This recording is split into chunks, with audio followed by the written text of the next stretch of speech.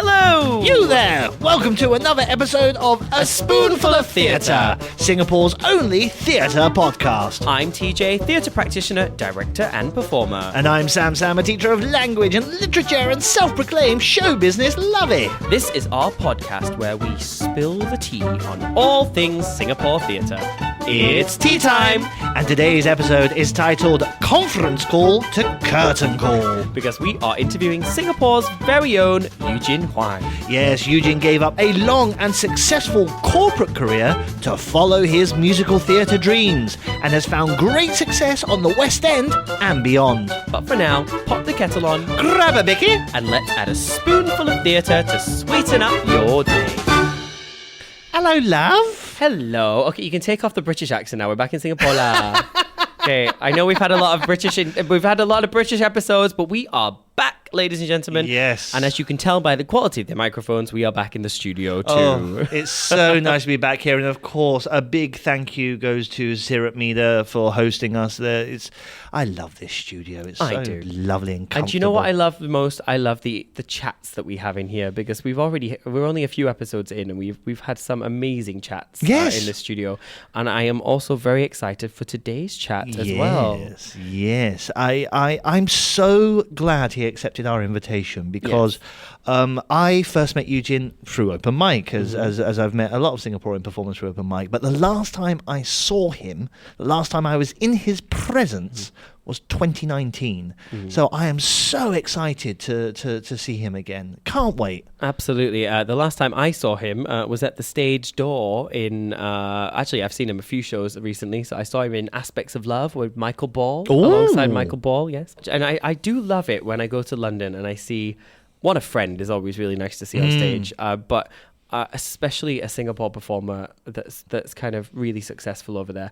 And I have a feeling for most of our listeners, they may have never even heard his name, which is why I'm really excited for this podcast, because he's doing such amazing, successful work over there, and it needs to be shouted from the rooftops. So please, stick around for this episode, because I have a feeling we're going to have an amazing chat with him, and you're going to learn about, honestly, a Singaporean star that needs to be shared.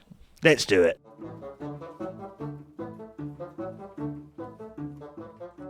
Well, Sam, we are joined by this very handsome man here across the table from us. I am chuffed to bits. Hello, Eugene. It's so lovely to see you.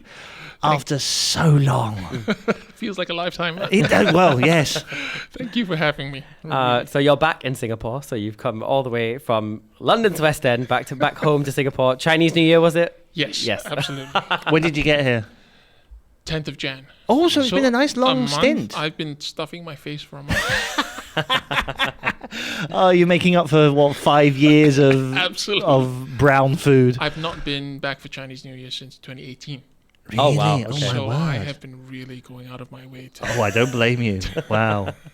And you've just finished Christmas in the UK, so that's all food as well. So it's just it's like 2 months of... Exactly. 2 months of indulgence. Just indulgence. And I will get back on the horse in March when I get back. Other than the food and the family, is there anything else you're happy to just... the weather as well, probably, with all the cold in the UK. I'm so glad that I'm not in London for winter this year, because I've worked through the last 3 or 4 winters. Right. Doing a show in winter is just a whole different level of challenge. Really, right, yes, because everyone's sick. Yes. So basically, most of the time throughout the entire run, somebody is sick in the cast. In the company. Right. So you're always like, stay away. Yes, of course. It's an understudy's dream, because you get to go on, but also then the understudy also has to not get sick. Correct. So it's like... Which never happens. No, exactly. So really, just to give us an overview. So obviously you've been in London for a little while now. So how long have you been in London? When did you move to London and the UK?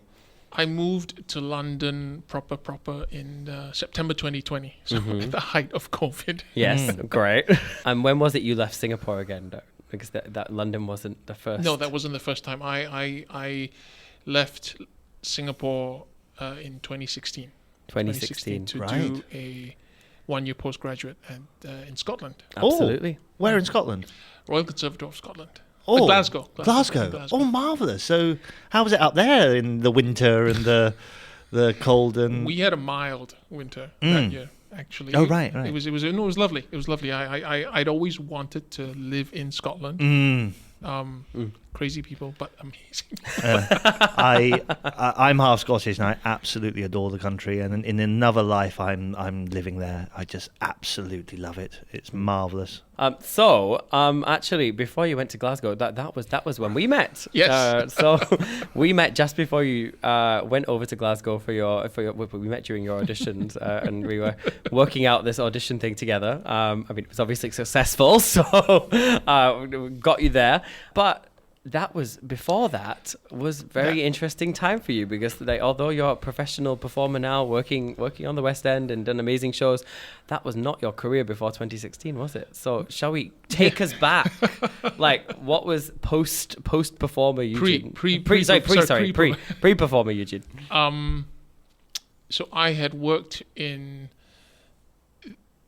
international logistics consulting for 16, 17 years. Whoa. And so it was a corporate career sort of spanning 20 years, sort of prior to taking a sabbatical and going and studying. So what did you do for your bachelor's then? English literature. Splendid. Good man. There we go. Good man. Just like me. Wonderful. Got the 2 English literature graduates here. Although you're a mixture of me and Sam. You've got the musical theatre degree and the English literature Yes. degree. Do your own podcast. Hello. It was a strange 2015, 2016 sort of leading up to that was a very strange sort of couple of years, because I realized that I loved, first of all, I loved what I did. I wasn't one of those. I was very lucky to work in an amazing company, Danish company. Oh, right. So it was an MNC. It was an MNC. Right. And I was very good at my job, and I loved what I did, and the company knew what I was good at. So I was in a job that sort of fit my skill sets perfectly. And I was actually about to think about moving to The Hague to sort of take on an even bigger position. Right.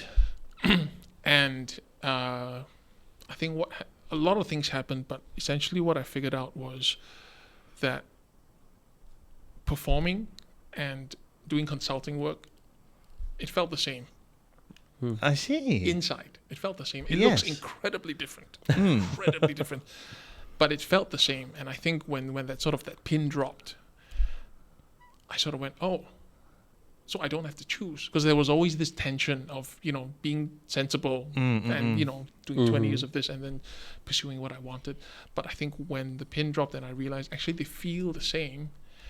And I went, well, I've spent 20 years here. I mean, what's the worst that could happen? Yes. It wasn't as if I hated my job and so therefore was running away from it. And at that point in time, we were talking about schools, and I went, well, the worst that could happen is I applied to a school and I get in. I actually get in. If I don't get in, then fine, I'll just... Nothing lost, nothing gained. Nothing lost, nothing gained. I'll think about moving to The Hague, etc., etc., etc., and life will just sort of continue.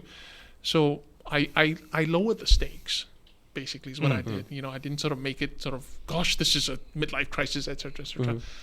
And so I just applied.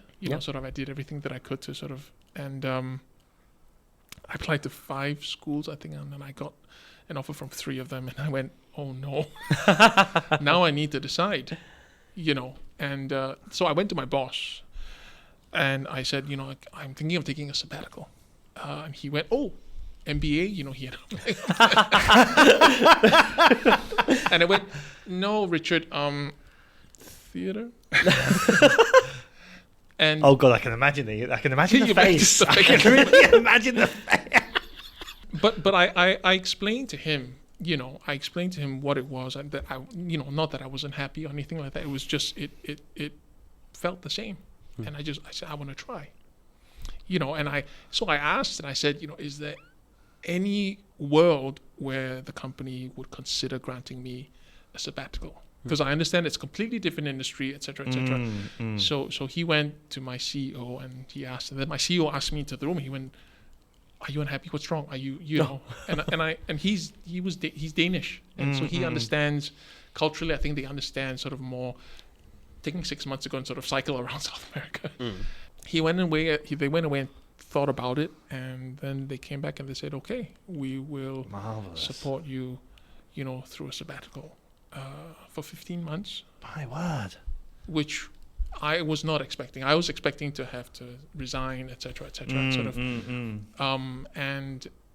and the terms of the sabbatical were quite sort of favorable to me, really, and I was incredibly grateful. Yes. Then I could sort of go, okay, that's there. I don't have to worry. I can just sort of explore this, go as far down the rabbit hole as I need to, and then just see, right? Because I wasn't running away, there was no sort of potential shame related to, oh, I tried this and it didn't work out. I have to come back with my tail between my legs, etc., etc. So I could do that. I could go to Glasgow and just try, and I remember sitting during orientation, right? And so I was 43 when I went there, and most of my classmates are about half my age. Yes. So you were a mature student. Yes, very. Yeah. But even with my masters, a lot of them were working professionals. They were headmasters or department heads or things like that. Exactly. But there were some young people in my masters as well. So I see what you mean. Yeah. And I sat there. We were sitting in the cafe, and I remember going, this is the worst mistake of my life. How do I undo all of this? Really? I remember specifically a moment, and I remember going, there is nothing in my old life that I can bring to, I'm starting from ground zero at 43, It's frightening, isn't it? It was frightening, but then I gave myself a little bit of time to think about it, and when I clocked that performing arts, is a business. And I worked in business for 20 years. I kind of went, oh, okay.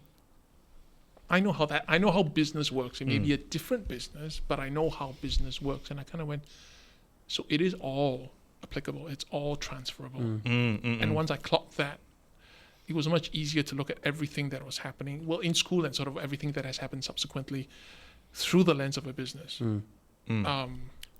While still keeping the creative side of it sort of safe and pure. Yeah. That insight, I think, is super unique, because actually after teaching many students and performers at degree level over the last few years, I say that from the off, you will succeed. It is a tough industry to succeed in, but it's an industry. So if you are a self-employed business, so, you need to think about, what skills am I going to get? One, that's the kind of level one. What skills am I going to get through the door? But then on top of that, how do I get through those doors? The doors aren't going to come to you. How do I do that networking? How do I do that self-care? How do I do that self-marketing? That sort of thing, which is a really important aspect of the business. And the longer you stay, when you are young and sort of trying to break in, even during school, when you're in performing arts education, it is important sort of to think about that and practically go, how am I going to navigate this business where there are this many actors and there's that many jobs? Yes. And that is the nature of the beast. It doesn't mean you don't get a job means you're bad at what you do. It just means there are 100 actors and 3 jobs. So there will be 3 actors that get the job and 97 that don't. Again and again and again and again and again, but a lot of times we as actors, we sort of go, oh, it's me. I said the wrong thing, or I sang one bum note, or I messed up this line, and so therefore, and most of the time it is absolutely not. It is absolutely not. And that awareness of, it's all about, at the end of the bottom line is money, right? They have to be profitable. Yep. They have to be profitable, and practically how I've sort of turned that into a really sort of practical way of looking at trying to get work is, I've spent, I've done, maybe the first 5 or 6 or 7 shows, I covered a lot of roles, which means they hire me instead of having to hire maybe 3 other people or 2 other people. So you become useful at the beginning of your career. Be useful. Yes. Yeah. Everybody wants to be the star, the lead. Nobody wants to be soldier number 7. You know, but you be soldier number 7 and tree number 5 and donkey number 7. You know. Then you work with people and they find out how you work. Obviously you have to be, you know, have work ethic, etc., and be nice to work with. And then after a while, they kind of go, okay, let's ask him back again. Let's call him back into the room, you know. And then at some point, if you want, or you can choose to go, okay, I've done enough covering, you know, let's try and shift into something else.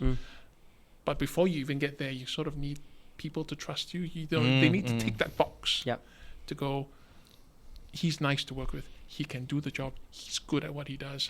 Let's bring him in, you know. Because the first job is almost easier. It's the second job and the third job and the fourth job that are more difficult to get. Yeah. Absolutely. I mean, that, to be honest, that is essential listening for any performer and any future performer. That is such amazing advice. There are things you can do to make those chances better and more, and you give yourself a bigger shot. Yes, give yourself a bigger shot. Yeah, exactly. You know, and just show up, do the work, be prepared, be over prepared almost sometimes. I had to recently turn around a tape for a musical in 48 hours, and I was here, right, and it was over a weekend. Yeah. So I got it Friday late night, like midnight, and it was due Monday morning, and it was 2 scenes and a song, and I went, oh my gosh, okay. And so sort of this, what my agent calls sort of the muscle of extreme diligence kicks in. So it's 48 hours. I need to learn the scripts. I need to understand the context of the script. I need to find somebody who can record a piano accompaniment that I can sing to. And then I need to make creative choices. All of these things while navigating Chinese New Year and meals and things with my family, for example, right? So it's so much of it is understanding what it is that I need, which would be different for everybody else, right? But understanding how much prep I need to deliver something that I would feel comfortable with, not something that is going to get me the job. Yep. Because whether I get the job is so far out of my control. I read the 2 sides and they made no sense because I had no context. Yes, right. You know, but they had also sent the entire script. Right. So I took time to read the entire, and so I understood, these 2 scenes that I've been asked to do, what is the context? You know, where is the character? You know, how far in advance?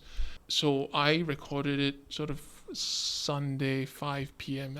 and I had to find a friend who was willing to read sides with me off camera and pull favors. And I've also sort of refined that muscle to the point where at most I do 3 or 4 takes at most. If I can do it, I'll do 2, you know, and then I'll just leave it because it's an audition. They know they're asking something for in 48 hours. They know, you know, those kind of things which are even more stressful, but they work for me because I don't have time to overthink things. It's just instinct. You just have to learn the material enough that you can just sort of go with the flow and trust creatively what you bring to it. So whether or not I get a recall or get the job or whatever it is, this exercise of, you know, turning something around in 48 hours is such a good muscle to practice because you never know when an audition is going to drop. You could be I am on holiday technically. Yes, yeah. You know, and I could go, I can't do it. I can't, you know, blah, blah, blah, you know, or you could try, you know. I actually, there's one thing I just want to pick up on that. I think going back to the kind of corporate life coming into this, there is just like, if we think about workflows, that is your workflow that you found as an artist. And as artists, I think we sometimes lead with emotion, or lead with passion, or lead with talent and skill. You know, we sometimes forget that actually when you turn it into your job, you do need those workflows and that process there. And I think the other thing, for kind of summarizing from what you said, is there's no quick fix. There's no quick way to the top. And I think there is a tendency of, instant gratification or instant fame from like social media and things that kind of is coming through now, but there is no fast track to that. It is. I mean, and I know people who have walked out of school into a West End lead. The right time, the right place. It's more luck than anything else at that stage of your career, you know, and that's great, you know, but you cannot build an entire career on luck. No. You can't. Because in 5 years' time, will they still be getting cast? Exactly. And if, you know, and your first job, you know, which is a dream job, for example, is a West End show or West End lead, where do you go from there, right? So what was the journey for you then? So you was at Royal Conservatoire on sabbatical. So you graduated and then that's it, you're back at your desk, or? I graduated and I had to decide, my sabbatical was coming to an end, and I had to decide, was I going to try and come back or not? And so I opted not to. Fair enough. And I was back in Singapore, and I was still sort of straddling both worlds. I was like, because I didn't have a visa to work in the UK then. Yep. You know, I had an agent, but I didn't have a visa. Oh, right. So you got the agent then? I got the agent, right, but I didn't have a visa, so that really limited the number of shows that I could be seen for, because there were very few companies that could sponsor visas. Right. So I did some consulting work for a friend. It was good money, but I got really bored. Fair enough. And halfway through that project, I went, I just have to decide. I can't sort of keep trying to straddle the fence. I just need to decide. And to backtrack a little bit, right out of graduation, I was brought in for auditions for the West End revival of The King and I with Kelly O'Hara and Ken Watanabe. Right. And this was about a month after graduation, and I got all the way to the finals. Great. Which was a wonderful experience. And at the end of the day, I didn't get the job, and the feedback was, oh, he's a little bit inexperienced. And my agent came to me and went, are you okay with that? And I went, but I am. I have literally walked out from school, so clearly I have zero experience. Yeah. But the feedback was also, you know, if the show does well, you know, we may be going on tour, and we'd love to see you then, right? And I could take that as, oh, that's not going to happen. I mean, you know, what are the chances? But I took that as, okay, so between now and whenever, if it ever happens, my job is to try and find work, to become more experienced, in the hope that then by the time, if the show does well, if they decide they want to go on tour, then a lot of ifs, you know. And so for that year, I was back here and I tried to find work, and I didn't really. It's quite difficult, sort of short term in Singapore, to find sort of work. But every 2 months or so, I would go back to the King and I material, and I was taking classes. I was still taking acting classes, etc., and I kept familiar with the material. So when the audition did come in, I didn't have to go, oh no, where's the stuff? You know, it was sort of much more present to me. And my goal walking into that room for the tour auditions was to just to show them that I had grown from the last time to this time, and let the cards fall where they may, for example. That was the goal, instead of I need to get the job, because that's not within my control. What is within my control is the work that I put into the material and the comfort level that I bring into the room. And hopefully they see that and they remember, oh, we saw him last year and he was kind of green, and now he feels, you know, and it worked. That self-drive and dedication is what got you that job. Yes. Like, because I think this is the thing when you come out of school, you know, you've got teachers telling you what to do in school. You know, your teachers are saying this is how you improve, but blah, blah, blah. But when you're out there as your own walking self-employed business, okay, you can't just be thinking, oh, I like singing, I like dancing, I like acting. Like, you actively went, what is my goal here? How do I get from A to B? And how am I going to make sure I give myself that best chance? You weren't just sitting around waiting and crying because you didn't get the first round. No. And I think that is I mean, that, to be honest, that spans industries, right? You know, it does. That is, and I think, again, going back to that, I think that you taking that business mindset into that, that is what every performer needs to do.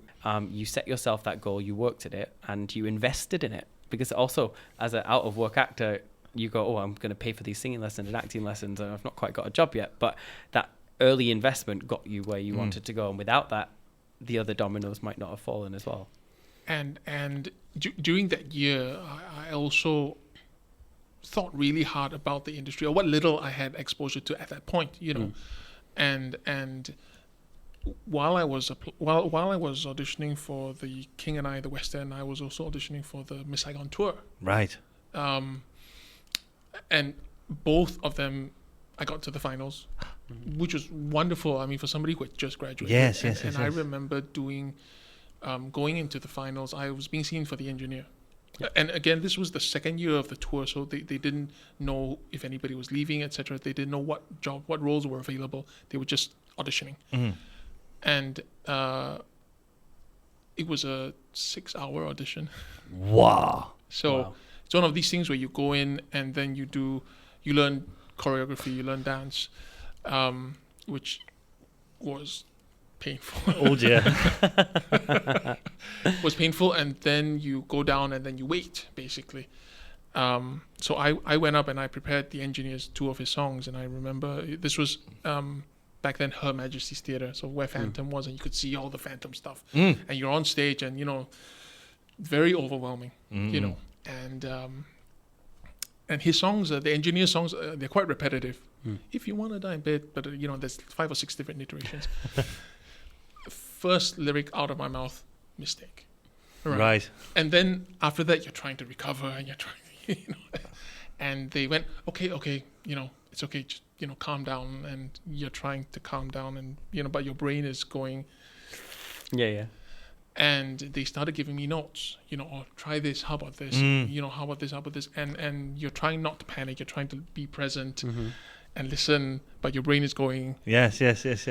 And somewhere in that conversation, my brain went, get out of your way.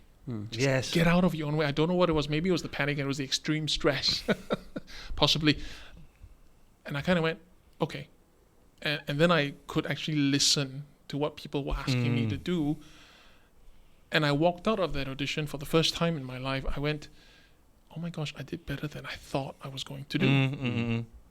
And then I made a deal with myself. I said, every audition from now on, I don't care for what show, for what role, for what stage, where it is, that's the feeling that I want to have coming out of the audition.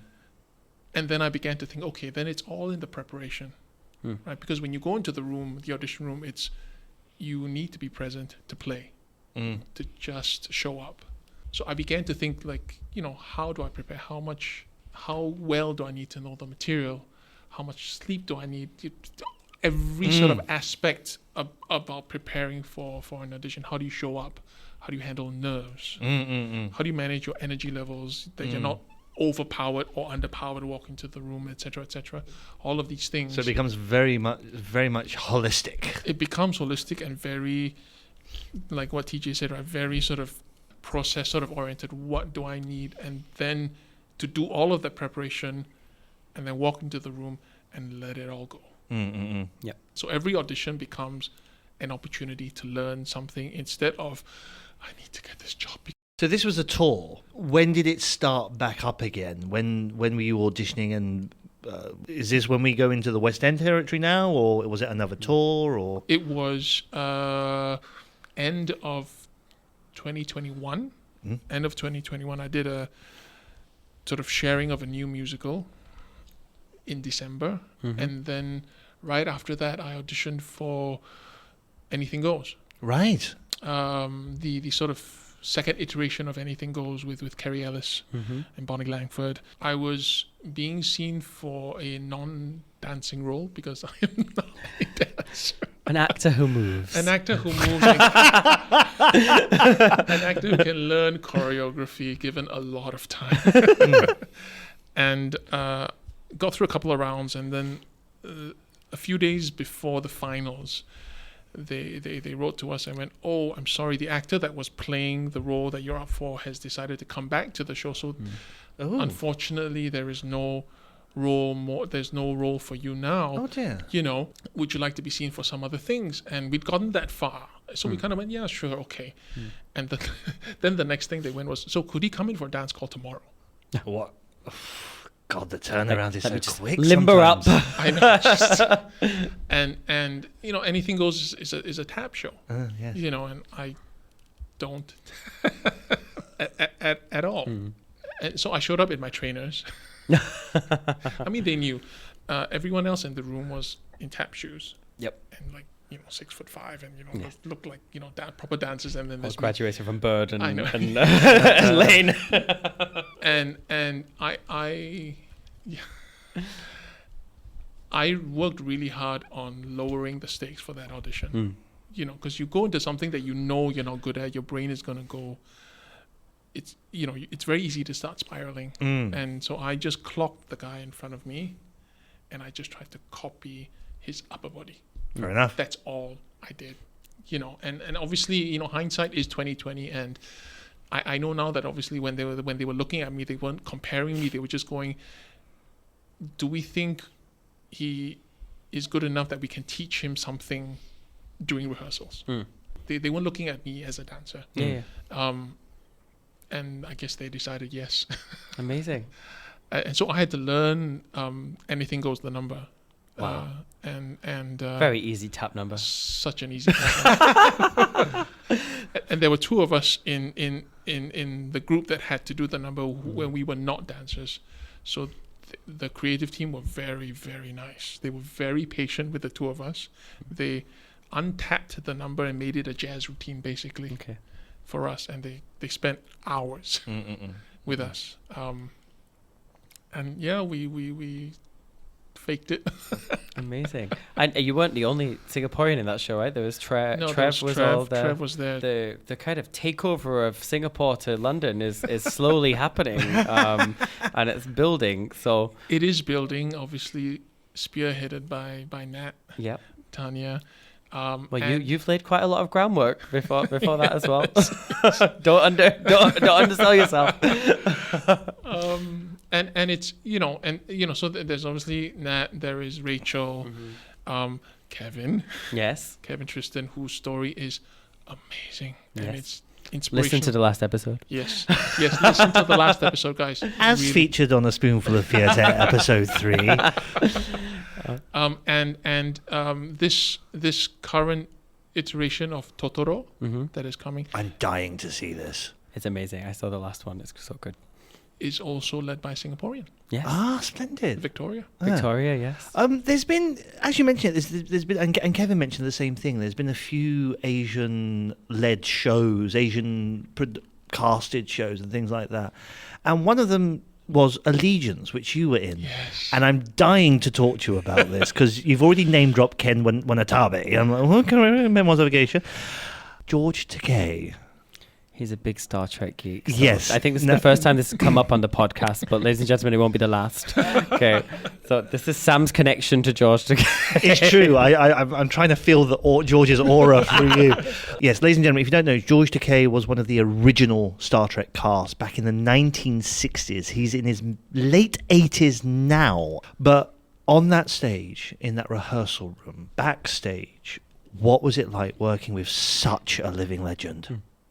When I grow up, I want to be like George. Oh, that's such a lovely thing to say. It is his life's work. That he could very much ride the coattails of Star Trek, but he does not. No, he absolutely does not. He uses his platform, which is why I say I want to be like him when I grow up. He uses his platform for good. Yes. He uses his platform. The fame that he has gotten from Star Trek and from all the other things that he's done, he uses that to talk about the things that are important to him. Yes. And important to the world. You also have a lot of other passions in terms of theatre kind of alongside your performing that I know is just as important to you, both creatively and kind of also personally.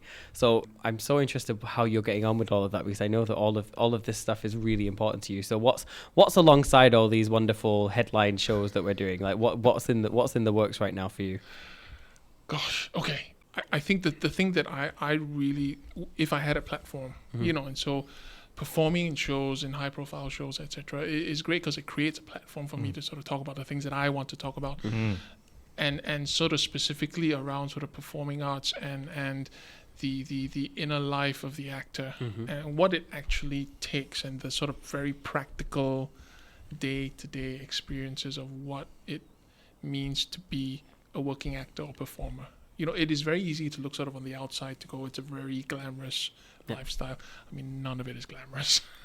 And we know that, but obviously, for the public, and that's fine. And a lot of performers come into this industry expecting that level of, it's just all glitz and glamour and it's easy and you just show up and you do. And it's very easy to talk about, I got cast in this show and I got cast in that show and I have this audition and this, that. And those milestones are easy to talk about. It's the daily experience. It is the daily experience of having an agent, not having an agent, having auditions, not having auditions, and the trajectory of your thoughts. There is, in the world at large, there is a relationship between effort and result. I do XYZ, I get ABC. In this field, and I guess in many fields as well, there is no relationship between effort and result. I could audition for 100 shows and get nothing. During that period, sort of during COVID, when theatre was sort of shut down, I was auditioning for a lot of film, TV, commercials. I auditioned for 85 jobs. Wow. Which is then over 100 separate auditions. Yes. I got 2 jobs. Yeah, right. So 2 out of 85. If you think about the the percentage, 3% or whatever it is, 3-4%. A lot of actors, especially young actors, really struggle with that. And so therefore the work that I've been doing, so I've been teaching at the Conservatoire, the Royal Conservatoire of Scotland, for the last couple of years, and I teach in the postgraduate degree that I graduated from. So I have a sense of what the program is about and what they go through. And I spend time with them sort of trying to sort of demystify the experience of being an actor. Because in school, it is a bubble. It is very much a bubble. Schools don't generally prepare students for what is actually out there. A lot of the training is very skills-based. Act, sing, dance, a little bit of what the industry is like. Right. But when you come out and work, being able to act, sing, and dance is the baseline. It's not special. Everybody can do it. Everybody can do it and do it well, and probably do it well or do it better than you. And I had an ex-student text me once, and she went into an audition room. She is 5'7", female identifying, blonde. And she walked into a room, and there were 30 or 40 other actors that looked like her, and her heart just shrank. And they were in a room where you could hear the people singing, which is the worst. Yes. Really. So, she got to watch people sort of walk in, sing, come out, look at their face. It can be soul crushing. And then that is when the real work begins. Yes. Actually. That is when hopefully some of the lessons that we talk about sort of begin to go, wait, somebody said something about effort and result or whatever it is, and then that's the real work, really. That's what I want to talk about. I want to talk about that. I want to talk about there is something that I'm exploring with some friends here, actually in Singapore, to sort of talk about second careers and third careers and what that is like. I still consider myself very lucky to have a second career and to have found success in the way that the world defines it. In the second career, I could very easily have not gotten any jobs and just been another actor trying to make it. And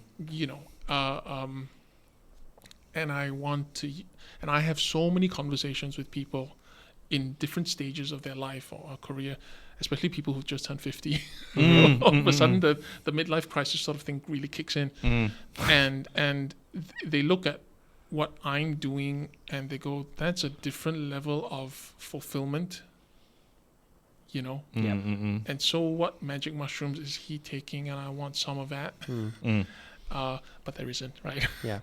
But it's sort of creating a space for those conversations, so people can explore what it would be like to try something else, Yes. while being the responsible adult that you are, you know, sort of just open that up, because it is possible. Look, I mean, a lot of things had to line up for me to do what I've done, but I'm not special in that way. You know, it is possible. It absolutely is possible. With this teaching, do you now see what your third career could be? Because I see what I've been teaching at a school now for 6 months, and I already see now what I think my third career will be in terms of passion and fulfillment. I'm so glad you say fulfillment, because purpose, your life and the work that you do, having a purpose, is a massive thing for me. Which is why I see what direction my third career will be. Is it the same for you now that you've stepped into teaching and, as you say, demystifying the industry on that level? It is the same, and I remember having a conversation with myself maybe last year, because it was such a massive change, right, from the corporate world into this. And I think I went into it sort of going, right, I've made one change, that's it, I'm done. You know, and then you get to sort of last year and you kind of go, but I'm not. You know, and so I need to change again, and the instinct is, oh gosh, not again, because that is still it's exhausting. But you're right, with purpose and with sort of, where do I want to spend my time and energy? You know, and if I'm in a position to, you know, so it is a constant thought process of how do I articulate that? You know, and something that has come up recently, which I'm beginning with two friends, is there are a lot more students from Asian countries coming into the UK to study performing arts. You know, and I'm in musical theatre, so let's start there. And I've taught a few of them, and moving to the UK from, say, Singapore, the step up isn't maybe necessarily so big, because culturally, you know, Singapore is quite sort of westernized. But then when you go to countries where maybe language is a challenge, you know, mainland China or Japan, etc., people will get into schools because it's a diverse class. You know, there are jobs for East Asian actors, for example. When they come out of school, they will get agents. You know, because now casting in the UK is so much more open. Yes. You know, and they will get into rooms, and they will get a 2-year sort of graduate visa, for example. And I'm making a generalization, but a lot of them will get called into rooms for things, you know, but they may not get very far because there's been very little integration and assimilation into sort of UK culture. As a case in point, language. You know, we assume that everybody that works in the UK is fluent in English, even if English is not your first language, you know. But I know people who use translation apps on their phone in class. And then, you know, if you imagine being in an audition room and you are the panel and I've come in, you know, and I've prepared this song, and you give me a note and I don't understand what you've said. And I'm afraid to ask because it's embarrassing, etc., etc. So I would just do it again, and you're going to go, but he did it exactly the same way. Yes, yeah.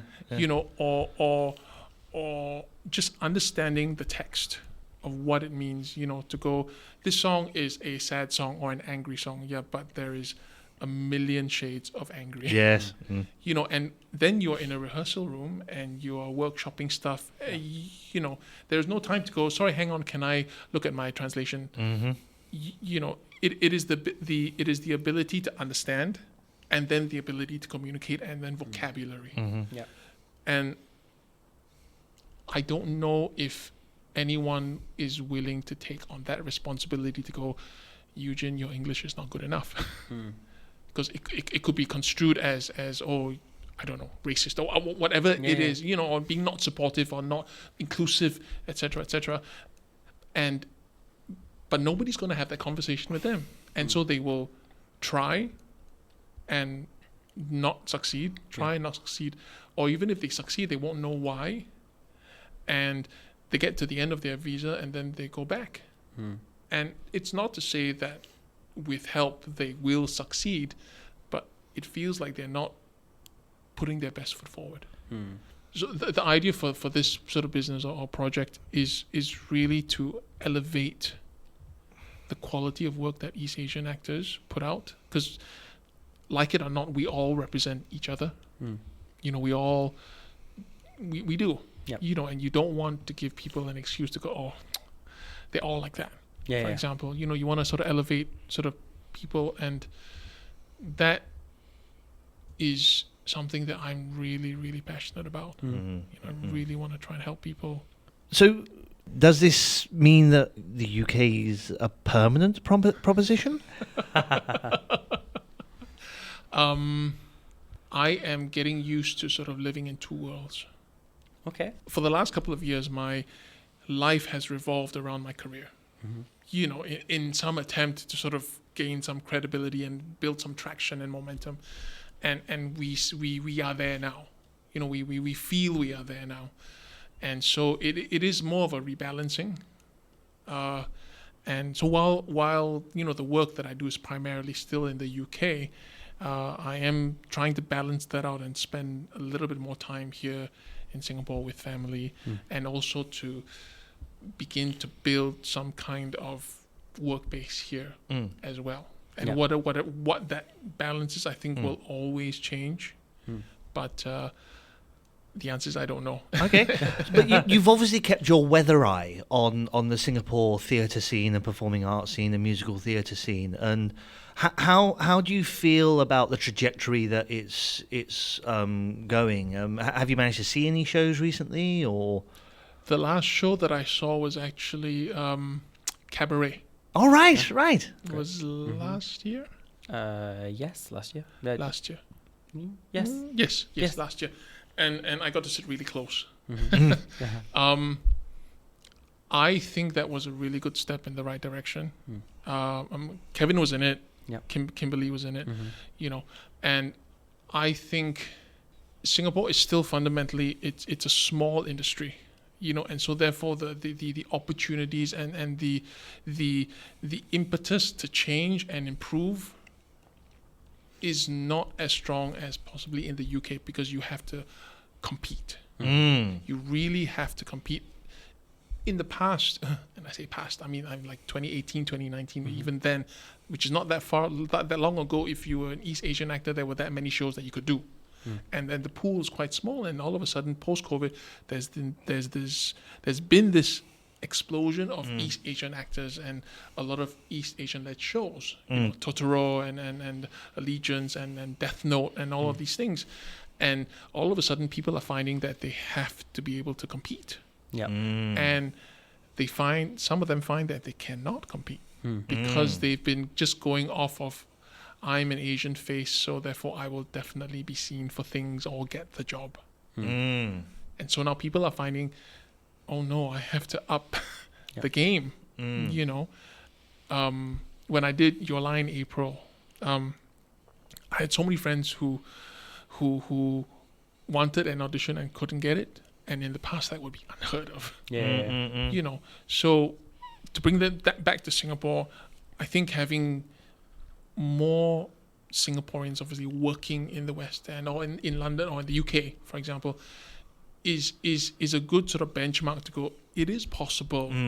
It is possible to create a career and sustain a career in the performing arts. The question is, how does that translate back in Singapore? Is there the body of work, you know, that would make somebody like me want to come back and be seen for things? For example, it's a completely different industry. I view it completely separately. Right. You know, and for me personally, I won't look for work in Singapore as an actor until I know I'm going to be back here for 6 months. Yeah, fair enough. For example, so because if I had to choose between a production here and a production in London. And a production in London that will give you a year contract or Yes. an 8-month contract Correct. versus a 2-month contract. Correct. Yeah. There's at this point no comparison. Yeah, Yeah. fair enough. You Fair know. enough. I think that has been such a amazingly insightful talk, and I'm sure that many of our listeners, and I really hope a lot of performers listen to this as well, because I think what you've shared is so inspiring Yes. to both current performers and future performers. And thank you for being so generous with your thoughts and time. And I just want to say, absolutely amazing. I mean, I've said this to you thousands of times. I've seen you on the West End. I've seen you perform. Like, you're absolutely doing so amazingly, and you should be so proud. And Singapore should be so proud of you as well. And I think we should be shouting you from the rooftops for what you've achieved and what you will continue to achieve, I'm sure. So thank you for coming in and talking to us today and being on the podcast. Thank you for having me. No, our pleasure, darling. All the best to you, sweetheart. I hope you have an amazing 2025. It is going to be one. Stay tuned.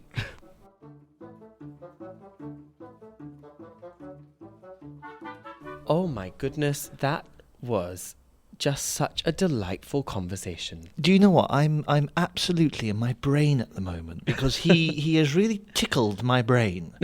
Just the insights to the man were marvelous. Yeah. The idea of and you brought it up as well, the idea of treating yourself as a performer as a business. Yeah. That just blew my mind. I've never considered it. I mean, but it makes so much sense. You are self-employed. You do have to market yourself. You do have to put the work in. You have to make the operation viable, to use corporate terminology. But I've just never looked at it from that point of view. Yeah. And so insightful.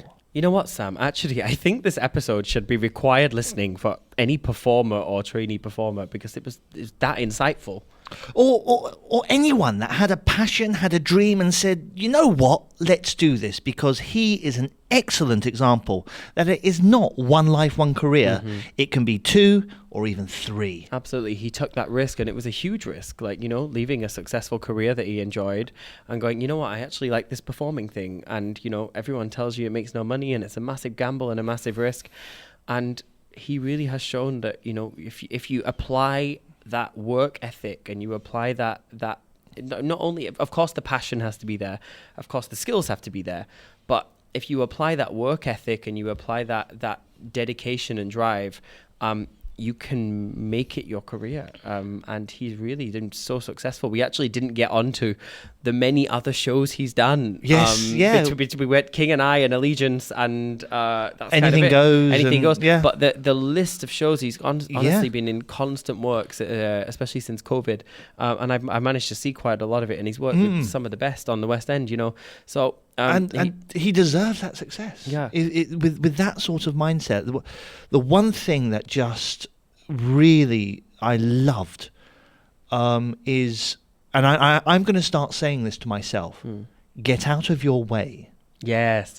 I just love that. It triggered something in me. It's like, get out of your way, give it a go. Yeah. Take a risk.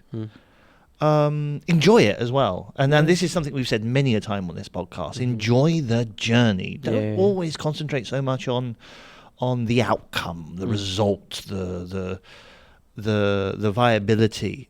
Just enjoy the journey. See where it takes you. Because, and prime example, it may take you somewhere unexpected. Yeah. And such a wonderful story. Really, really is. Absolutely. And you know what? I think, and I say this with love, I think probably quite a lot of people listening to the podcast may not have known Eu Jin, because he was around the scene a little bit before he left, but not kind of in the professional circles. And he's a story that, we've heard about Natty, and we're so proud of her, and, hopefully we'll get her on the podcast one day as well. But his story actually is kind of one of those unexpected, subtle, kind of flown under the radar, but done such amazing things that hasn't been shouted from the rooftops. And I'm so glad that we've been able to share his story, because it's super inspiring. It really is. He's flying that Singapore flag over in London, and not only in London, it does have the intention of also helping make the Singapore scene better as well. So I think he's just an amazing theatre practitioner and a lovely person and a great friend. Yes. So thank you again, Eu Jin, for coming on A So Spoonful of grateful. Theatre. And if you've enjoyed Eu Jin's story, do shout about it on social media and tell your friends to go and listen to it as well. Now then, love, we are in the month of February. Theatre is pumping out some shows over the next month. Absolutely. So it's time for our Hot Sips. Absolutely. This is our show recommendation section where we share what theatre you should watch here in Singapore during February and March. So Sam, what's coming up? Yes, first up we have The Last 5 Years being put on by SRT. There is a lot of chat and excitement for this one, with starring Nathan Hartono and Inch Chua, directed by Dan Jenkins. And it is on at the Casey Arts Centre, home of SRT, from the 12th of February to the 1st of March. It's been extended, by the way. Absolutely. And tickets are available on Systic. Looking forward to that one. Also coming up, Pandemonium's first offering of 2025 is A Doll's House Part 2. Now, we have all been assured that we do not need to watch Part 1, so you can still buy your tickets if you've never seen Part 1. It is an absolute stellar Singapore cast, genuinely some of the best actors in the industry, and directed by the fabulous Tim Koh, who has been doing amazing work at Pandemonium the last few years, really a rising star director. That is on at the Victoria Theatre from the 7th to the 23rd of March. You can go get your tickets at pandemonium.com. Moving on to Wild Rice now, and Wild Rice are very, very famous for putting big popular stories, classic stories into a local Singaporean setting, and they are doing that next with Red Riding Hood, which is going to be set in Woodlands, and it's starring the lovely Tiara Yap. That is at the Ni Ang Kong Si Theatre at Funan from the 6th to the 16th of March. Tickets available on Systic. Absolutely. Staying with the family shows, lots of family shows in February and March, and of course Kids Fest is on at the moment. Kids Fest is produced by ABA Productions. There are multiple shows for all the family happening all over at the Victoria Theatre on selected dates up until March the 1st. You can get all those tickets over on Systic. And something a little bit different, 9 Years Theatre, they are putting on See You Anniversary. Now, this is a returning Mandarin language production. It's an original work. Now, it's described as mundanely romantic as it explores the cherished memories that creates those deep bonds in a relationship. That's being performed at the Ni Ang Kong Si Theatre at Funan from the 14th to the 23rd of February. Tickets available on Systic. As always, a very exciting month, Sam, in Singapore Theatre. Yes. Lots are going on. So please do go support Singapore Theatre. That's the main reason we are here as a podcast, to shout it from the rooftops, just the amazing work that we have. So go and support it, everyone. And speaking of support, please support our podcast as well. So if you are still listening to us jabber on and you haven't liked us on Instagram, please do go and do that. Maybe even post a little share, tell your friends that you're enjoying the episodes. Whatever podcast platform you're streaming on, do click that follow button. And also do give it a rate as well. That really does help push us up the podcast charts. And let's get Singapore Theatre shouted from the rooftops and even more platforms. Now, what are you going to do for the next few weeks, love? I'm moving house. Oh, again. Yes, no, yeah. Well, I mean, anyone that's ever moved house knows it's a very easy, not stressful thing, right? So my house is currently a boxes, ready to move, but I'm very excited. My new house is going to be really nice, and I'm right across the road from your office, so you're going to be looking at me in the pool while you're still working because I finished earlier than you. Yes, thank you for that. You're very welcome. Thank you very much. What are you up to, dear? Working. Working. I mean, we're going to go see The Last 5 Years. Really, really looking forward to that. But you know what, love? I'm really loving reading at the moment. It's one of my favourite pastimes now. I'm in bed at 10:30 with a bit of a nightcap. That is one of my favourite moments of the day. I'm just imagining you with slippers and a pipe and a whippet. A whippet indeed. Right, love, my tea's gone cold. Shall we leave it there? Absolutely. I think time to wrap up this episode. So it's cheerio from us. We'll be back soon. And a ta-ra from me. And to anyone working in Singapore Theatre for the next month, break a leg.